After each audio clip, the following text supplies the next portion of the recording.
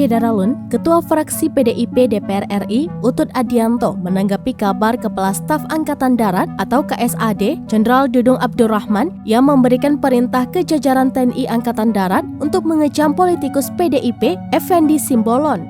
Utut menuturkan PDIP berharap permintaan maaf yang telah disampaikan oleh Effendi bisa membuat situasi kembali tenang.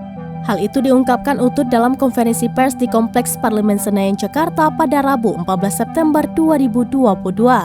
Utut mengaku tidak memahami pergerakan yang terjadi di internal TNI Angkatan Darat pasca pernyataan Effendi yang menyebut TNI seperti gerombolan.